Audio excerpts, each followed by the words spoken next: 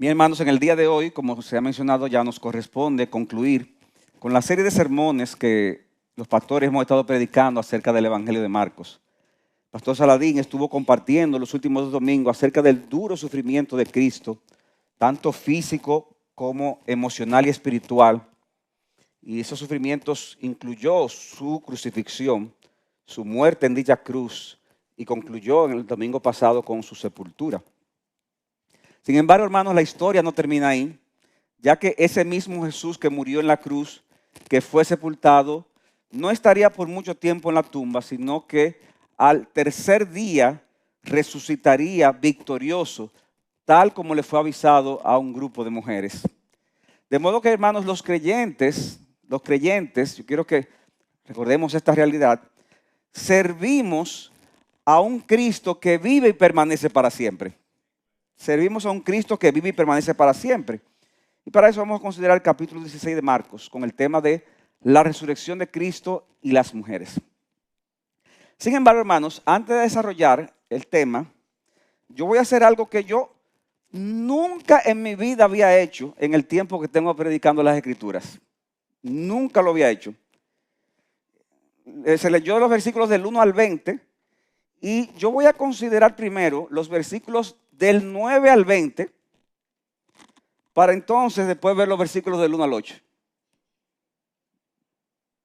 Entonces, esto yo nunca lo había hecho, es una forma extraña tal vez de ver el pasaje, pero hermanos, eso tiene que ver con un debate que hay en relación a la sección de los versículos del 9 al 20 de Marcos 16. ¿A qué me refiero con un debate? Hermanos, me refiero al hecho de que hay muchos estudiosos que entienden que esta sección del Evangelio de Marcos, de los versículos 9 al 20, realmente no son de la autoría de este autor, de Marcos. La mayoría de ustedes saben, mis hermanos, que la Biblia, con la que contamos hoy, son el resultado de diferentes copias de manuscritos que existen al día de hoy, mayormente en sus idiomas originales, en que fue escrito, que fue hebreo, arameo y griego, y también existen manuscritos de muchísimos otros idiomas también, pero mayormente, ¿verdad?, del idioma que fue escrito, en el caso del Nuevo Testamento en griego, y eso sin contar, hermanos, el hecho de que, que ya lo dije, hay de diferentes idiomas, y muchos de esos manuscritos se han utilizado para traducir nuestras Biblias al español, como la que tenemos hoy, y a muchísimos otros idiomas. Ahora, ¿por qué decimos que son copias de manuscritos, hermanos? Y esto yo sé que es un poco técnico, es raro, pero es necesario, hermanos, para para que se entienda el punto aquí. Decimos que son copias de manuscritos porque no tenemos disponibles al día de hoy los manuscritos que fueron escritos originalmente por sus autores. Ahora, hermanos, no existen los manuscritos originalmente escritos por sus autores. Estamos hablando de 2000 años, 3000 años atrás, ¿verdad? Pero no existe, por si acaso usted no lo sabía, manuscritos originales de ningún otro escrito de la antigüedad. O sea, no existe ningún manuscrito original de ningún autor, de ninguna obra, ni de los griegos, ni de los egipcios, ni de ninguna obra. Por si acaso le sorprende esta noticia. Sin embargo, hermanos, la cantidad de copias que nosotros poseemos, concentrándonos principalmente en el Nuevo Testamento, son abundantes y han aparecido, como dije ahorita, en diferentes idiomas, en diferentes lugares y en diferentes épocas, incluso manuscritos que están muy, muy cerquita de los manuscritos originales. O sea, se habla de manuscritos, inclusive hace no mucho se encontró, creo que fue una porción, creo que del mismo Marcos, ahora que recuerdo, a principios del siglo II. Y ustedes saben que la Biblia terminó de escribirse en el siglo I. Entonces, vamos a hacer esta comparación. Se dice que hay alrededor de, el número puede variar porque a veces aparecen, pero se dice que pueden haber aproximadamente 5.700 copias del Nuevo Testamento o de parte del mismo que se han descubierto. 5.700 más o menos. Si comparamos esa cantidad de manuscritos y su cercanía, ¿verdad?, en el tiempo, con otras obras famosas de la antigüedad, nos daremos cuenta de la diferencia abismal que existe, ya que las copias que hay de otros libros de la antigüedad Piensen la Ilíada, la Odisea, las guerras de Julio César, pero es la guerra, bueno, la guerra de algo, de Julio César, que son obras reconocidas, aceptadas, utilizadas. ¿Cuántas copias ustedes creen que hay de esas obras? Bueno, en algunos casos hay 5, hay 7, hay 10, hay 20. ¿Y qué tan cerca están los originales? Bueno, dicen que de los más cerca hay 800 años después. O sea, 800 años de cuando se escribió originalmente, 900,000 años. Entonces compare eso con el Nuevo Testamento. O sea, 8, 10, 20. ¿Del Nuevo Testamento cuánto hay? 5,700. Y hay de diferentes épocas, incluyendo algunas que dicen que puede haberse escrito entre 50 años de diferencia de cuando se escribió originalmente.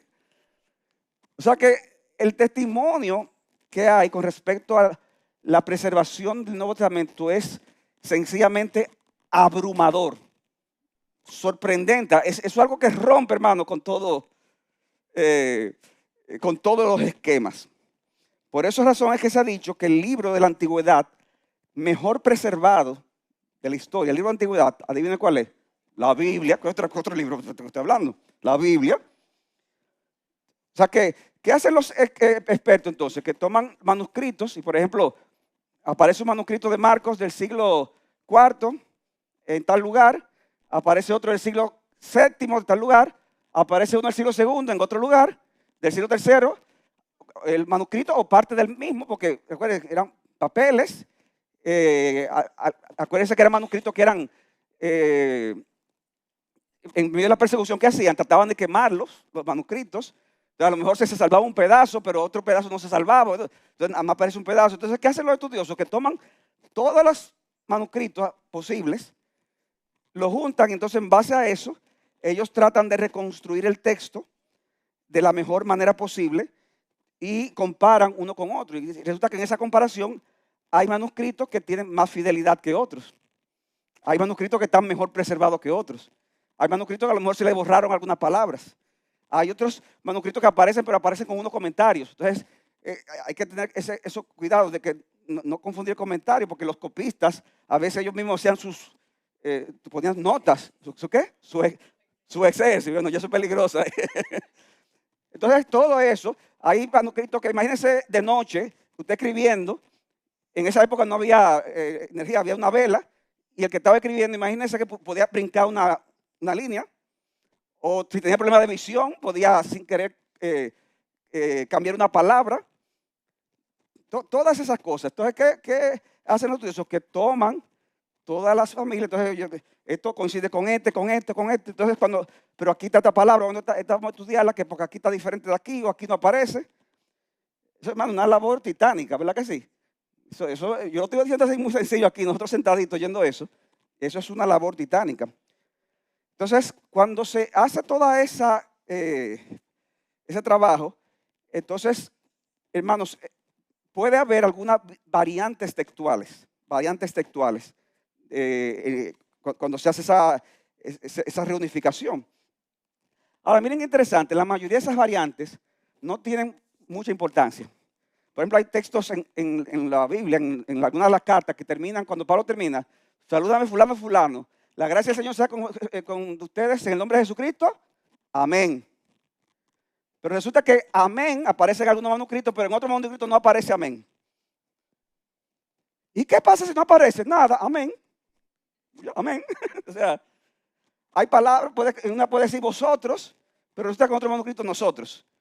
Ahora, el que traduce la Biblia tiene que saber que tiene que poner uno de los dos. Pues no puede ponerlo los dos, ¿verdad? Entonces, al ponerlo, ahí tiene que ver el contexto y ver cuál es la palabra que más se ajusta. Y dentro de esas variantes textuales, hermanos, pueden haber algunos párrafos, algunas palabras, algunos versos, que a lo mejor quede todavía en debate. Porque a lo mejor está en un manuscrito del siglo VII, pero no está en el del siglo III y cosas como el estilo. Ahora, hermanos, en comparación con todos los versos que hay en la Biblia, son pocos textos, podemos decir que tengan una variante de importancia.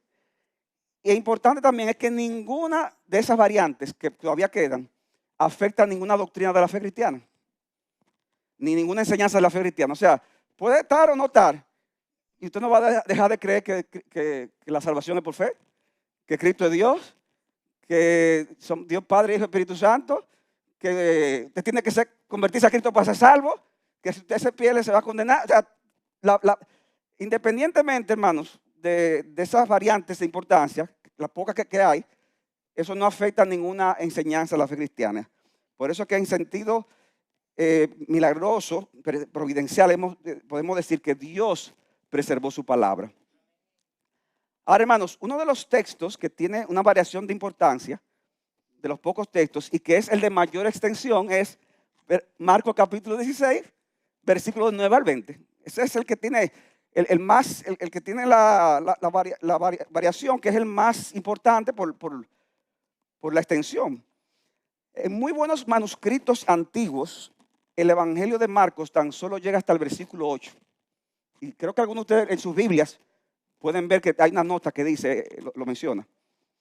Aparte de eso, hay aspectos de estilo, que eso solamente se ve para el que conoce el idioma original, el griego, donde hay una diferencia considerable. O sea, hay un estilo en el que Marcos escribe desde que comienza hasta el 16:8, y cuando entra al versículo 9, entonces ese estilo, esa diferencia, ¿cómo lo llamaríamos, Pastor León? Esa diferencia de estilo de escritura suena diferente. Por esa razón, hermanos, como ya dije, muchos entienden, y los pastores de esta iglesia nos inclinamos hacia esa postura, que los versículos 9 al 20 no son originales del Evangelio de Marcos, del autor Marcos. Ahora, hermanos, independientemente de esto, en esta sección, lo que decía ahorita, no hay nada que se contradiga con el resto de la Escritura. Además de que muchas de las cosas que se mencionan aquí, también las tenemos en otras partes de los evangelios y en el libro de los Hechos. Veamos brevemente. Los versículos 9 al 14, que el pastor Dionis leyó, vamos a leer desde el 9 al 11. Dice, después de haber resucitado, muy temprano, el primer día de la semana, Jesús se apareció primero a María, de la cual había echado fuera 7 demonios. Y ella fue, se lo comunicó a los demás que estaban con él, que estaban lamentándose y llorando. Cuando ellos oyeron que Jesús estaba vivo y que ella lo había visto, se negaron a creerlo. Hermano, nosotros podemos ver, por ejemplo, en Juan 20:18, en Lucas 24:11, que se nos dice que el testimonio de María Magdalena y de las otras mujeres, ¿qué sucedió? Que no fue creído en un principio. Y dice en el versículo 12 de este mismo texto de Marcos 16, después de esto Jesús se apareció en una forma distinta a 2 de ellos cuando iban de camino al campo. Y estos fueron y se lo comunicaron a los demás, pero ellos tampoco creyeron.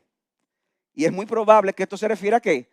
A los 2 discípulos que iban camino en Maús, y en la que se hace referencia de una forma más clara en Lucas 24, del 3 al 13. Luego dice en el versículo 14 de Marcos 16, después Jesús se apareció a los 11 mismos cuando estaban sentados a la mesa y los reprendió por su incredulidad y dureza de corazón, porque no habían creído los que lo habían visto resucitado. Y aquí de nuevo, hermanos, es muy posible que se refiere a la escena de Mateo 28, 16 al 17, donde dice que algunos de ellos dudaban cuando lo vieron. En los versículos 15 al 16 se menciona a Cristo comisionando a sus apóstoles. Dice, vayan por todo el mundo y prediquen el evangelio a toda criatura. El que crea y sea bautizado será salvo, pero el que no crea será condenado. Y hermanos, de nuevo, estas palabras coinciden en general con la gran comisión de Mateo 28, 18 al 20 y Lucas 24, 46 al 49. Entonces llegamos a los versículos 17 al 18. Hermano, yo estoy viendo por arribita esta sección. Dice los versículos 17 al 18, y estas señales acompañarán a los que han creído. En mi nombre echarán fuera demonios, hablarán en nuevas lenguas, tomarán serpientes en las manos, y aunque beban algo mortífero no les hará daño. Sobre los enfermos pondrán las manos y se pondrán bien. Y hermanos, con respecto a estas señales, ¿qué podemos decir?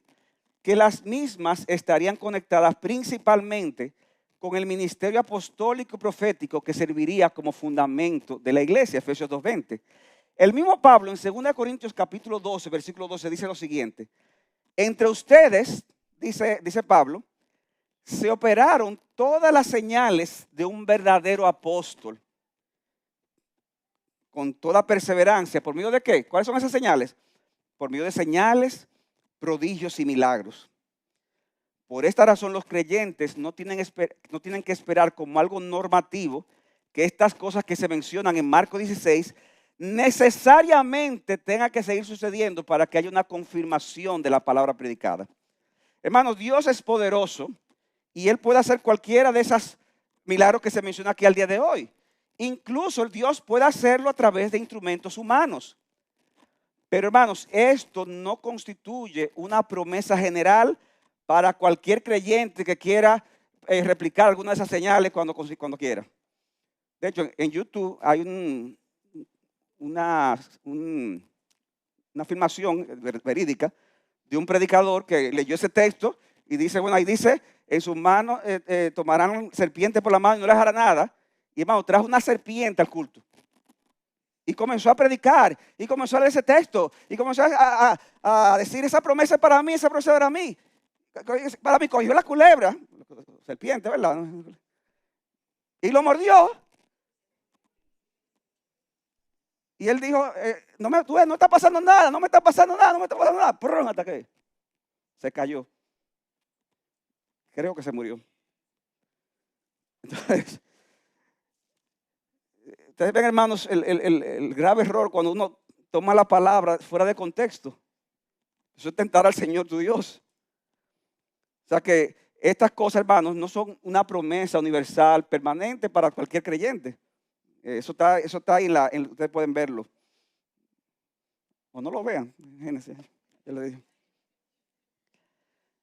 Entonces los versículos 19 al 20 dicen, entonces el Señor Jesús, después de hablar con ellos, fue recibido en el cielo y se sentó a la diestra de Dios. Y ellos salieron y predicaron por todas partes, colaborando el Señor con ellos y confirmando la palabra por medio de las señales que seguían. También han aparecido unos poquitos manuscritos, el texto también que leyó Dionis, que esa tampoco, ni siquiera está en la Reina Valera. Dice, ellas comunicaron inmediatamente a Pedro y a sus compañeros todas estas instrucciones, y después de esto Jesús mismo envió por medio de ellos desde el oriente hasta el occidente el mensaje sacrosanto, incorruptible de la salvación eterna. Algunos tenían este pasaje entre el 8 y el 9, otros lo ponen al final, en los pocos manuscritos que ha aparecido. Y hermano, en Lucas 24:50, en Hechos 1:8, se nos narra también cómo el Señor finalmente ascendió a los cielos para estar en la presencia de Dios como un rey coronado. El evangelio comenzó a ser predicado primariamente por los apóstoles y por personas asociadas a ellos. Y vemos cómo ciertamente el Señor confirmó dicha palabra a través de señales milagrosas, como se sigue narrando en el mismo libro de los Hechos. De modo, hermanos, que no importa lo que usted pueda pensar de la autenticidad de estos versos en relación a que si fue Marcos, si no fue Marcos. Esto, repito, no afecta ninguna enseñanza de las Escrituras, las cuales son consideradas como el documento más fidedigno de la antigüedad, ya que el Señor en su providencia le ha placido preservar su palabra para que sepamos cómo ser salvos y cómo vivir vidas que le agraden y glorifiquen a Él. Amén. Vamos a comenzar a predicar ahora. Habiendo hecho esta aclaración, hermanos, vamos a ver Marcos capítulo 16, los versículos 1 al 8. Déjenme ver un poco esto, porque después de una explicación como esta, ¿verdad? Lo menos que puedo, tomar una pausa.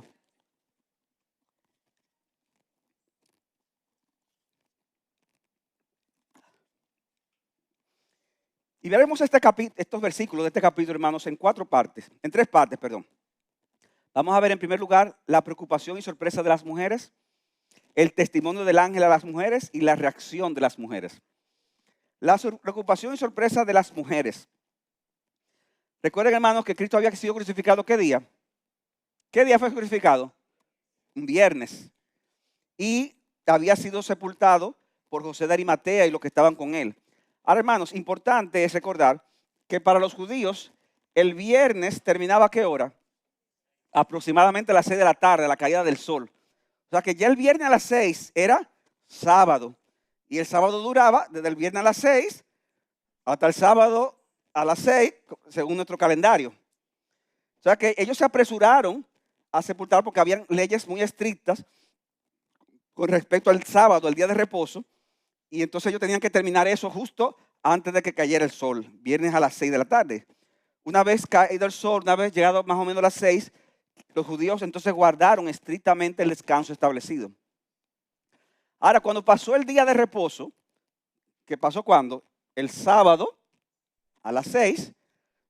Entonces, María Magdalena, María la madre de Jacobo y Salomé, dice que compraron especias aromáticas para ungir el cuerpo de Jesús. O sea que el sábado a las 6, aunque ya estaba oscureciendo, pero los negocios abrían por un poco de tiempo para personas que necesitaban suplir cualquier cosa. Entonces aprovecharon para comprar esas especies aromáticas para ungir el cuerpo de Jesús. De acuerdo a Juan capítulo 19, versículo 38, ya José de Arimatea y Nicodemo habían ungido el cuerpo del Señor al momento de darle sepultura. Pero aún así, estas mujeres quisieron hacer este acto adicional de honra a Cristo. Cuando se ungía un cuerpo muerto, esto iba a contribuir a que evitar el hedor, el mal olor del cadáver. Y luego de la caída del sol del sábado, estas mujeres, como dijimos, compraron la especie aromática y esperaron entonces a tempranito en la mañana, todavía un poco oscuro. ¿Para qué? Para dirigirse a la sepultura donde estaba el Señor. Dice el versículo 2, muy de mañana, el primer día de la semana, llegaron al sepulcro cuando el sol ya había salido. O sea que aunque todavía había oscuridad, al salir al sepulcro, según Juan 21, es posible que ya estuviera entonces amaneciendo cuando llegaron al lugar donde estaba la tumba. Ahora, hermanos, pónganse a pensar lo admirable que era esta acción que estaban haciendo estas mujeres y lo que habla del amor que le tenían a Cristo. Ellas pensaban que él seguía muerto, ¿sí o no? Porque por eso fueron con especie aromática. O sea, ellas no fueron de que vamos a ver si ya resucitó. Ellas fueron con la especie aromática porque ellas entendían que él seguía muerto. Tomaron de sus recursos, sacrificaron de su tiempo y su comodidad para ir, hermanos, todavía medio de madrugada, medio amaneciendo, a ir estas mujeres con lo indefensas, se puede decir, a ir al sepulcro. Esas mismas mujeres, de hecho, fueron las que estuvieron con Jesucristo cuando fue crucificado. ¿Qué pasó con los discípulos? Huyeron. Pero las mujeres que estaban ahí al pie de la cruz, con todo lo que eso implicaba. Era muy fácil. Mira, estas son parte del grupo, ya sabemos lo que vamos a hacer. Y ahora vuelven al sepulcro asumiendo el riesgo de no tener, de lo que implica ir allá, y además de que no sabían quién las iba a ayudar para mover la piedra que tapaba el sepulcro, que era una piedra muy grande. De hecho, ya no sabían tampoco que esa piedra estaba todavía más asegurada. Los judíos le habían pedido eso a Pilato, lo dice Mateo capítulo 28. O sea que mientras los discípulos varones estaban en un estado de pasividad, lamentando la muerte del Señor, estas mujeres estaban honrándoles al ir a ungir su cuerpo, aún sin saber cómo iban a resolver esa dificultad que tenían. Versículo 3. Y se decían unos a otros, ¿quién nos removerá de la entrada del sepulcro? Ahora, hermanos, esa dificultad se convirtió en sorpresa cuando llegaron a aquel lugar. Versículo 4. Cuando levantaron los ojos, vieron que la piedra, aunque era sumamente grande, había sido ¿qué? Removida. Imaginen cómo debieron haberse sentido al ver esta piedra removida y pensar, como pensaron un momento, se robaron el cuerpo del Señor. Pero lo que sucedió fue muy diferente a lo que estas mujeres pensaban, y eso nos lleva a nuestro segundo encabezado, que es el testimonio del ángel a las mujeres. El testimonio del ángel a las mujeres. Ya hemos visto, en primer lugar, la preocupación y sorpresa de las mujeres. Ahora veamos el testimonio del ángel a las mujeres. Versículo 5. Dice que estas mujeres entraron al sepulcro y vieron a un joven sentado al lado y ellas se asustaron. En Mateo 28, capítulo 3, dice que su aspecto era como de relámpago y que era un ángel. Ellas en un inicio no se dieron cuenta de eso. Era un ángel, pero que se apareció en forma de una persona. En Lucas 24 se menciona que realmente eran dos, pero al parecer uno de ellos fue quien tuvo la conversación con estas mujeres. De modo, hermanos, que estas mujeres tenían razón para asustarse. ¿Usted no se hubiera asustado? Yo me hubiera asustado. De hecho, dice Lucas 24:5 que ellas cayeron rostro en tierra. O sea, para usted caer, ¿verdad? El susto tiene que ser muy grande.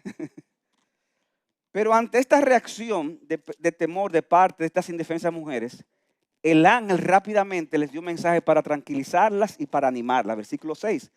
Pero él les dijo, no se asusten. Ustedes buscan a Jesús el Nazareno, el que fue crucificado. ha resucitado, no está aquí. Miren el lugar donde lo pusieron. O sea que no había razón para albergar ningún tipo de temor con respecto a quién era que les hablaba y qué le había sucedido sobre todo al cuerpo del Señor. Este mismo Jesús que estuvo ministrándoles, que fue muerto en la cruz, que fue sepultado, volvió a la vida, su cuerpo había sido levantado y por esa razón, hermanos, la tumba estaba vacía. Ya Cristo no estaba en el sepulcro. Es sorprendente, hermanos, de que a pesar de que el Antiguo Testamento había profetizado la muerte de Cristo y su posterior resurrección, y los judíos leían el Antiguo Testamento, y de que el mismo Cristo había dicho que iba a morir e iba a resucitar al tercer día, pero sus discípulos no entendieron ninguna de esas cosas. Hermano, es increíble que uno predica la palabra y uno cree que lo ha predicado con claridad. Bueno, ahí todo el mundo entendió. El que no se convirtió es porque no quiere. Pero hermano, qué buenos son los grupos pequeños en la semana, ¿verdad? Porque cuando tú crees que predicas con claridad y cuando tú vas a la semana y comparten entre hermanos, uno dice, ¿qué pasa? No, esto se aclaró, que yo qué. Ahí tú te das cuenta de que hay cosas que no se captan.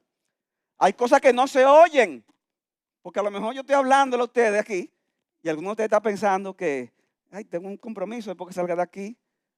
Me entró una notificación. Tal cosa. Yo soy un tigre, así como ustedes me ven. Por eso le decimos, pongan su celular ¿en qué? En vibración. Y si mejor todavía, apáguenlo. Porque aquí, hermano, se está predicando la palabra de Dios. Y Dios está hablándole a su pueblo.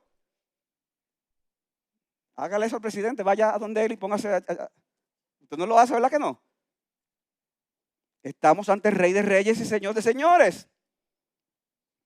Y es sorprendente, hermanos, cómo Cristo le había dicho que eso iba a suceder más de una vez.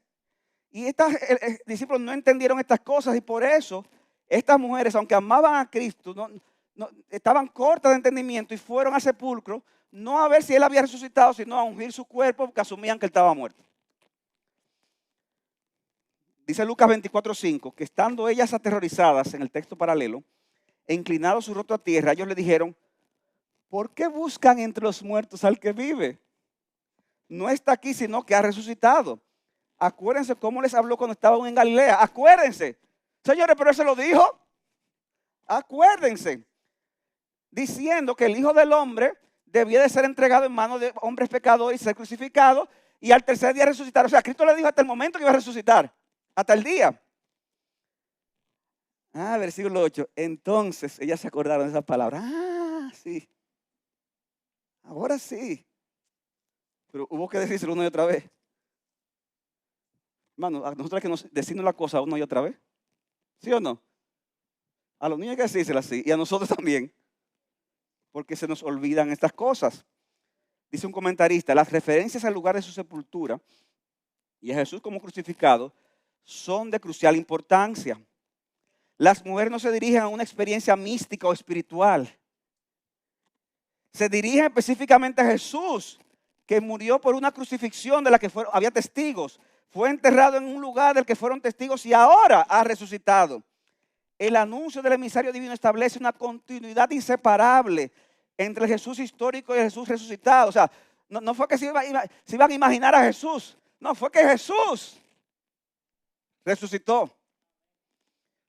Aquel a quien el ángel les invita a conocer es aquel a quien ellos ya han conocido. El anuncio del ángel es literalmente el evangelio, la buena nueva y el lugar donde desde el que se predica por primera vez el evangelio es la tumba vacía y la entrega del crucificado. O sea que la primera persona que predicó el evangelio fue un ángel que dijo el anuncio, dije, Señor, resucitó. Y mis hermanos, el mensaje que proclamamos acerca del evangelio, de que Cristo murió en la cruz para pagar la deuda que tú y yo contrajimos por causa de nuestro pecado, óyeme bien, sería un mito si no creyéramos que Cristo resucitó. Hermanos, si Cristo no resucitó, estamos perdiendo nuestro tiempo aquí. Ustedes lo perdieron al venir para acá, yo lo estoy perdiendo aquí hablando alto. Porque la resurrección es la garantía que tenemos de que ciertamente esa obra de Cristo en la cruz tuvo un valor infinito de perdonar todos los pecados de todos aquellos que vienen a los pies de Jesucristo en arrepentimiento y fe. En el mundo hay personas, hermanos, y con motivos nobles que han dado su vida por otros. ¿Sí o no? Sí. Por dar su vida por su familia, por extraños, por su país. Pero hermanos, tú puedes dar tu vida por quien sea, pero tú no vas a salvarlo de la condenación eterna por tú hacer eso. Al final, hermanos, Cristo murió y su muerte fue efectiva. ¿Pero por qué fue efectiva? Porque Cristo resucitó. Por eso el tema de la resurrección era central en los sermones apostólicos. Hermano, usted va al libro de los Hechos y se pone a leer todos los sermones. Y en todos, hermanos, la resurrección es un tema central. De hecho, es más central que la misma muerte de Jesucristo. Versículo Hechos 3:14 dice Pedro, mas ustedes repudieron al santo y al justo y pediste que se les concediera un asesino, recuerdan a Barrabás, y diste muerte al autor de la vida, al que Dios resucitó entre los muertos, de la cual nosotros somos testigos. Hechos capítulo 4, versículo 33. Con gran poder los apóstoles, dice, daban testimonio de la resurrección de ese Jesucristo, y abundante gracia había sobre todos ellos. Hay un texto, hermano, que me encanta, que es Hechos capítulo 25. Hechos capítulo 25. Yo lo he mencionado en otras ocasiones. ¿A usted no le ha pasado que usted ha oído alguna vez alguna conversación entre un inconverso y otro inconverso, en la que ese inconverso trata de explicarle al otro inconverso qué es lo que creen los cristianos? Eso llama la atención, hermanos, cuando uno oye eso. Yo recuerdo, también lo había mencionado una vez, que cuando se hizo la película de Martín Lutero, la última, creo que fue la última, que saben cómo hacen, después que salen las películas, que a los autores le hacen entrevistas, y el autor, que era el actor, perdón, que es un inconverso, está sentado, ¿verdad? Y le están preguntando de la película, que qué le pareció, y él explica todas esas cosas. Entonces le preguntaron, entonces ¿cuál era la enseñanza de Lutero? Entonces la persona, o sea, un inconverso preguntándole a otro, y la persona, el actor dice, bueno, yo no sé cómo explicártelo, pero es como que si tú hiciste algo malo, pero aunque tú hiciste eso que está malo, como que el otro hizo algo, porque el otro hizo algo bueno, eso bueno que el otro hizo se aplica al que hizo algo malo, pero es como algo así. Y yo dije, si ese hombre entendiera lo que está diciendo, que eso que está diciendo inclusive es lo que puede salvarlo y puede librarlo de la condenación si lo entendiera, pero no lo estaba entendiendo bien. Y por eso es que los predicadores necesitamos tratar de hablar con palabras llanas. En eso el monstruo del pastor Saladín, que dice que el que habla más claro de nosotros tres. Bueno, a alguien le tocó eso y a otro le tocó otras cosas, ¿verdad? Pero hay que tratar de que la gente entienda lo mejor posible. Entonces, Pablo predicaba y a veces habían detalles que posiblemente la gente no entendían. Pero miren esto, un inconverso explicando al otro inconverso qué era lo que decía Pablo. Hechos capítulo 25, versículo 19. Dice, cuando recuerden que Pablo está preso y lo tiene está bajo la jurisdicción de Festo. Pero llega entonces el rey Agripa de otro lugar. Y Festo entonces, mira qué bueno que estás aquí porque yo tengo un preso que no sé qué hacer con él y Agripa se interesa. Entonces Festo se pone a explicarle a Agripa qué es el problema con Pablo, qué es lo que enseña.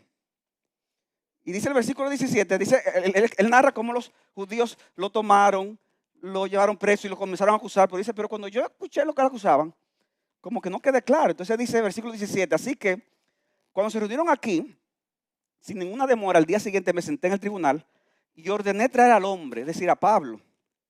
Levantándose los acusadores, pero presentaban las acusaciones contra él, pero no de la clase de crímenes que yo suponía. Entonces miren lo que dice. Hermano, Pablo le ha predicado ya a Festo, acuérdense, pero miren lo que Festo entendió. no era de la clase de crímenes que yo suponía, sino que simplemente tenían contra él ciertas cuestiones sobre su propia religión y sobre cierto Jesús ya muerto, de quien Pablo afirma que está vivo. O sea, Festo no entendió muchas de las cosas que decía Pablo. Ahora, él entendió, y Pablo se aseguró de que entendiera, que ese Jesús ya muerto está vivo. Yo quiero que tú sepas, Festo, que Jesucristo está vivo. Porque lo más importante de esto es que Jesucristo está vivo. Y como está vivo, Él solamente puede salvar. De modo, hermanos, que debemos de hablar a las personas, pero esas cosas que son críticas esenciales, hay que decírselo con mayor claridad. Amigo, Cristo murió por nuestros pecados y ahora Él está vivo. Y como está vivo te llama a que vengas a sus pies en arrepentimiento y fe. Romanos 4:25. Cristo fue entregado por causa de nuestras transgresiones y resucitado para nuestra justificación. Porque Cristo resucitó, algún día resucitaremos con Él. 1 Corintios 4:14 dice, sabiendo que aquel que resucitó al Señor Jesús, a nosotros también nos resucitará con Jesús y nos presentará juntamente con vosotros. Y hermanos, los apóstoles eran consistentes. Cada vez que iban a una ciudad, si habían judíos ahí, le decían, Jesucristo el Mesías resucitó. Pero también cuando iban a gentiles, a personas que no eran judíos, ¿qué dice? Jesucristo resucitó. De hecho, la resurrección era un absurdo para los paganos. ¿Sabían eso? Para las personas fuera del contexto judío, la resurrección. Pero si al contrario, lo mejor es que mi alma salga del cuerpo y estar en ese estado místico, ese estado aéreo. No. Por eso Pablo en Atenas habló de que este hombre que fue crucificado, Dios lo levantó de los muertos al tercer día y lo llama al arrepentimiento. Y cuando dice la Biblia que cuando ellos oyeron de la resurrección,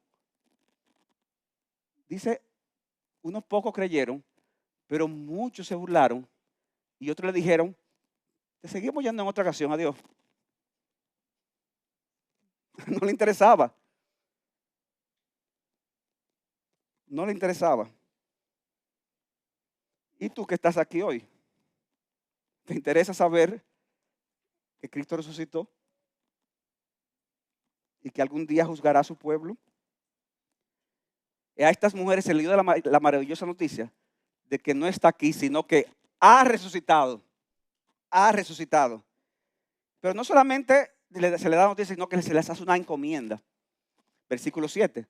Pero vayan y digan a sus discípulos y a Pedro, Él va delante de ustedes a Galilea, y allí lo verán tal como les dijo. O sea que aquí vemos, hermanos, que fueron las mujeres las primeras que dieron el anuncio del evangelio. Primero el ángel, pero entre los seres humanos fueron las mujeres. Y hermano, esto es interesante, ya que como señala un comentarista, en el judaísmo del primer siglo, el testimonio de las mujeres no se consideraba como algo fiable.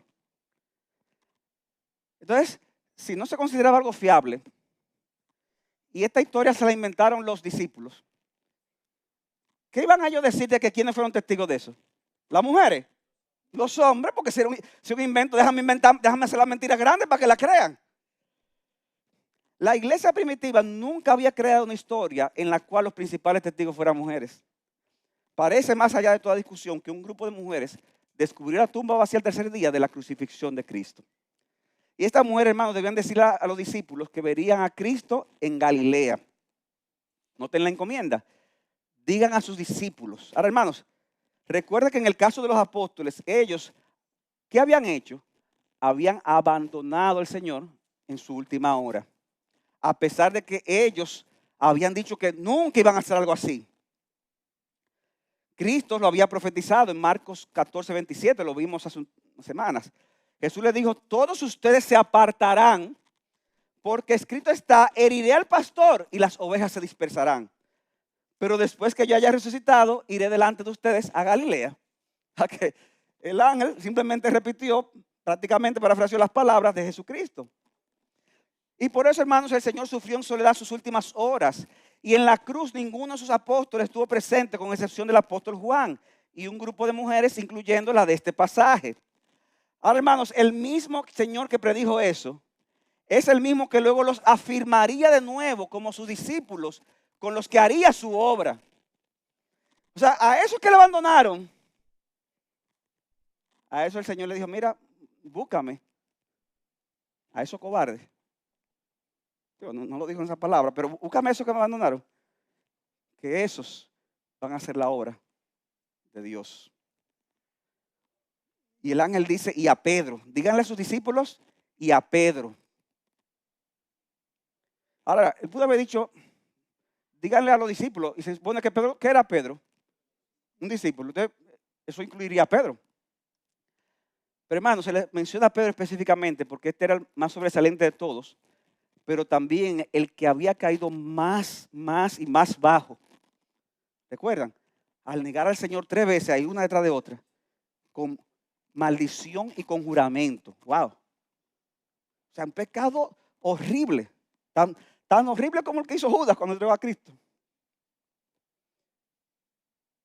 Pero hermanos, aquí vemos la gracia y la misericordia del Señor. La gracia y la misericordia que el Señor estaba teniendo con Pedro, que no solamente lo perdonó por Pedro haberlo negado 3 veces, aunque Pedro sabemos que se arrepintió, pero Cristo lo perdonó, sino que quería afirmarlo en esa verdad para que fuese eventualmente restaurado, para ser un instrumento especial en los planes redentores de Dios. Wow, hermanos. Llámame a Pedro y dile que lo perdoné, pero lo quiero de lejito. Yo no quiero ni verlo. Está bien, no te voy a hacer nada, pero véteme lejos. No. Díganle a los apóstoles y díganle a Pedro que nos encontramos en Galilea. Allá vamos a hablar.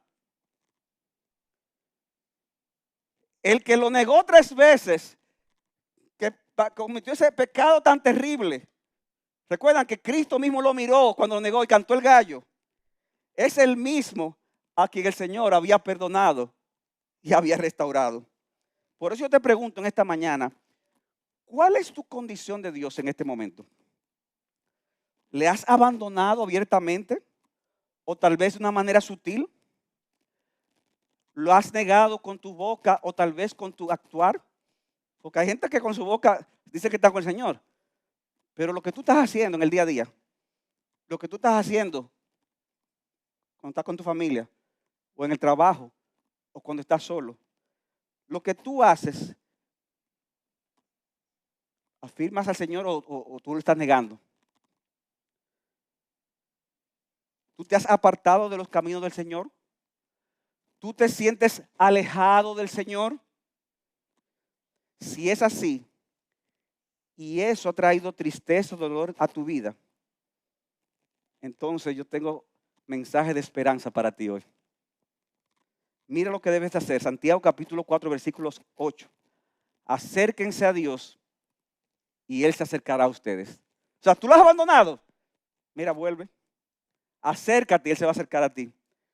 Limpien sus manos, pecadores. Y ustedes, doble ánimo, purifiquen sus corazones. No es que Dios te va a buscar y no pasa nada, tampoco. No, tú lo has abandonado. Arrepiéntete, humíllate, como dice aquí, que tu risa se convierte en lamento y tu gozo en tristeza. Humíllate, humíllense en la presencia del Señor. Pero ¿qué va a pasar? Que Él nos exaltará.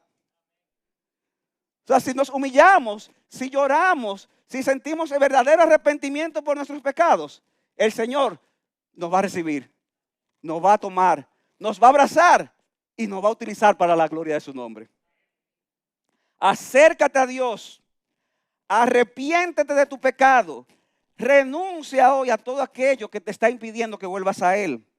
Lamenta tu condición y humíllate en la presencia del Señor. Y entonces, mi amigo, mi hermano, el Señor Dios se acercará a ti. Serás exaltado, volverás a tener gozo y podrás ser usado del Señor de una manera que tú nunca hubieras imaginado. Pon tu nombre ahí, pon tu nombre. Si tú estás humillado ante Dios y escucha cuando dice, ve y dile a Pedro y pon tu nombre. Ve y dile a Rafael. Ve y dile a Juan. Ve y dile a Juana. Pon tu nombre ahí. Dile, pon tu nombre ahí y siente como que el ángel te está hablando a ti. Y te está diciendo, fulano, Rafael, Jesucristo ha resucitado. Tú te has humillado. Tus pecados han sido perdonados. Nos juntamos en Galilea porque yo te voy a usar como un instrumento para la gloria de tu nombre. Porque a lo vil y menospreciado de este mundo escogió Dios para salvar a los sabios, para humillar a los sabios. ¿Y qué somos nosotros, mis hermanos? Lo poderoso que tenemos. No, olvídate de eso. Los campeones, no, tampoco. Nosotros somos lo vil y menospreciado que Dios escogió para avergonzar a los fuertes. Y Dios ha usado lo vil y menospreciado, hermanos, para hacer su obra. O sea, la iglesia comenzó con el sermón de uno que había negado 3 veces a Pedro. Así comenzó la obra. Y la obra de Dios sigue por hombres como tú y como yo, por mujeres, hombres y mujeres como nosotros, débiles, pecadores, que hemos caído no sé cuántas veces, pero que Dios nos levanta, Dios nos restaura y nos usa a pesar de nosotros para la gloria de su nombre. ¿Y qué hicieron las mujeres ante esta noticia y encomienda del ángel? Eso nos lleva a nuestro tercer y último encabezado, la reacción de las mujeres, versículo 8. Y saliendo ellas, huyeron del sepulcro porque un gran temblor y espanto se había apoderado de ellas y no dijeron nada a nadie porque tenían miedo. Al estar en contacto, hermano, con esta presencia angelical, salieron corriendo del sepulcro con temblor y espanto por el tipo de encuentro sobrenatural que eso significaba. Hermanos, es impresionante eso. Es impresionante. ¿Tú no has visto a veces unos videos o cosas que ponen en las redes, verdad? De un tipo vestido de monstruo y que desaparece. ¿Qué usted hace? ¿Qué hace la persona? Y hay gente que se van corriendo. Y después como que reaccionan. Pero ven acá, ¿qué es esto? Imagínense aparecerse con algo que es así, muy diferente, pero que es real. Es una impresión muy grande. Fue un encuentro sobrenatural. Y por eso ellas salieron corriendo con ese sentido de temor. Pero ellas también salieron corriendo con gozo, como dice el texto paralelo de Mateo 28:8. O sea que el temor y el espanto estuvo mezclado con gozo. Y el versículo 28 concluye diciendo, no dijeron a nadie nada porque tenían miedo. Probablemente la idea es que no se pararon en el camino a informar a nadie hasta que llegaran a darle la noticia a los discípulos de que el ángel les había encomendado, lo que el ángel les había encomendado, según aclara de nuevo el pasaje de paralelo de Mateo 28:8. Y sobre todo, mis hermanos, porque mientras estas mujeres corrían hacia donde estaban los discípulos, el mismo Señor Jesucristo les salió al encuentro y les reiteró el mensaje del ángel, Mateo 28:9, el texto paralelo. De repente Jesús les salió al encuentro diciendo saludos. Y ellas acercándose abrazaron sus pies y lo adoraron. Entonces Jesús les dijo, no teman, no teman. Hermanos, no temamos, no temas. Vayan y avisen a mis hermanos. Lo mismo que le dijo el ángel, vayan a Galilea que allí me verán. Allí me verán. Y hermanos, para concluir, yo quiero decir lo siguiente, y es que no hay una mejor noticia que nosotros podamos proclamar que el hecho de que Jesucristo nuestro Señor resucitó. Cantábamos de eso hace un rato. Cada día debemos estar agradecidos por esa verdad. Cada día debemos estar animados y esperanzados con esa verdad. Cada día, hermanos, la resurrección de Cristo, pensar en eso, debe ser un combustible que nos ayude a cada día a andar en la presencia del Señor, agradándole en todo. Dice Romanos 6:5, porque si hemos sido unidos con Cristo en la semejanza de su muerte, también lo seremos en la semejanza de su resurrección. Y dice el versículo 8, y si hemos muerto con Cristo, también creemos que también viviremos con Él, sabiendo que Cristo, habiendo resucitado entre los muertos, no volverá a morir, ya que la muerte no tiene dominio sobre Él. Porque en cuanto a que Él murió al pecado de una vez para siempre, pero en cuanto Él vive para Dios. Así también ustedes considérense muertos al pecado, pero vivos para Dios en Cristo Jesús. Hermanos, la noticia de la resurrección debe ser de gozo para nosotros. De gozo para nosotros. Hay personas que dicen, no es que yo no soy gozoso. Es que yo soy una gente más tranquila, yo soy más apagado. Yo soy más... Hay algunos aquí que dicen, yo soy más bautista. Dejen de decir eso, que van a tener problemas. Dejen de decir eso.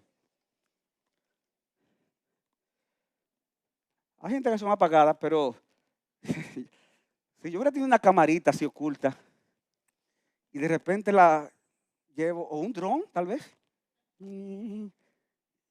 viernes pasado, 12 del día, 12:30, 1:30, 2 de la tarde,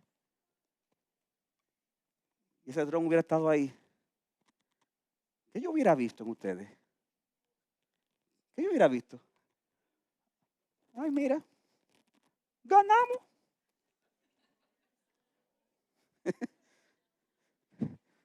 Miren, hay gente que yo creo que perdió la cordura esa hora. Es más, yo voy a confesar que yo estaba en ese trabajo ese día ya después. Estaban las instituciones y las empresas, la televisión de puesta. O sea que, ¿por qué? Porque Marilady ganó. Porque República Dominicana ganó. Porque nosotros sentimos que ganamos junto con ella. ¡Wow! Ahí hasta el más pagadito ahí se volvió. Ustedes saben cómo, no voy a decir cómo. Pero mis hermanos, si eso es así, lo más maravilloso que podamos oír, que podamos saber y que podamos recordar es que Jesucristo resucitó. Y si usted sintió algo de gozo el viernes, yo espero que eso ni se compare con el gozo que usted sienta de saber que usted sirve a un Cristo que vive y reina para siempre. Por eso dice el Salmo 118:21, te daré gracias porque me has respondido y has sido mi salvación. Y dice el salmista, la piedra que desecharon los edificadores, hablando de Cristo, ha venido a ser la piedra principal del ángulo. Obra del Señor es esto, admirable a nuestros ojos, hablando de la resurrección de Cristo. Por eso, este es el día que el Señor ha hecho. Regocijémonos y alegrémonos en Él. Hermanos, este es el día que Dios hizo para recordar la resurrección, para regocijarnos y alegrarnos en el Señor. Mi amigo, te invitamos a que hoy tú reconozcas que tú eres un pecador y que solo hay un veredicto que mereces por tu pecado y es la condenación. Pero Dios envió a Jesucristo a vivir la vida perfecta, a morir en la cruz del Calvario para que tus pecados sean perdonados si vienes a Él. Y la garantía de esa verdad está en su resurrección. De modo que te exhortamos, óyeme bien, a que tú no pierdas el tiempo y hoy ahora tú te arrepientas y confíes en Jesucristo para la salvación. Hermano, yo quiero concluir con esta cita del doctor Martin Lloyd-Jones, un gran predicador, murió en el año de 1981, médico, pastor. Y él le dijo a su congregación lo siguiente, un domingo de resurrección, de Semana Santa, donde se recuerda la resurrección de Cristo. Él dijo lo siguiente, presten atención. Dice Lloyd-Jones, esta mañana,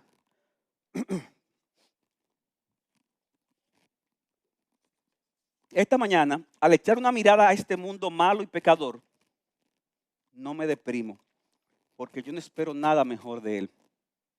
Cualquier cosa que pudiera estar ocurriendo contra mí, cualquier cosa que pudiera estar ocurriendo en mi propio cuerpo, eso es lo que debo esperar a causa del pecado. Pero aunque yo muera, resucitaré de nuevo. Le veré cara a cara. Le veré como Él es y seré como Él, igual que Él en un cuerpo glorificado, con todo poder renovado. Hermanos, seremos resucitados con el mismo cuerpo con que Cristo fue resucitado. Y estaré viviendo en un reino que es incorruptible e inmaculado. Un reino que nunca se desvanecerá. Esa es la esperanza viva de la resurrección. Este es el mensaje de este domingo de resurrección. Y esa esperanza es absolutamente segura y está garantizada. La resurrección misma lo garantiza todo. Todo enemigo ha sido destruido porque Cristo lo ha vencido a todos uno por uno. Cristo es nuestro precursor. Él ha ido a preparar un lugar para nosotros y vendrá de nuevo para recibirnos en sí mismo. Reinaremos con Él como reyes y sacerdotes. Juzgaremos el mundo. Incluso juzgaremos a los ángeles. Esa es la garantía de Cristo y nada puede detenerla. ¿Puede la muerte? Por supuesto que no, ya que Él venció a la muerte. ¿Puede el diablo? No, porque Cristo también ha vencido al diablo. ¿Puede el infierno? No, no, no. ¿Dónde está, oh muerte, tu aguijón? ¿Dónde, oh sepulcro, tu victoria? Mas gracias sean dadas a Dios, que nos da la victoria por medio de nuestro Señor Jesucristo. Y él concluye diciendo, la resurrección de Cristo anuncia que Él ha vencido a todo enemigo. Ha conquistado a todo adversario. Se ha levantado triunfante de la tumba. Ni la muerte, ni la vida, ni el infierno, ni todo lo demás pueden evitar o demorar la venida de su reino en toda su gloria. Porque solo Él es el Rey de Reyes y el Señor de Señores.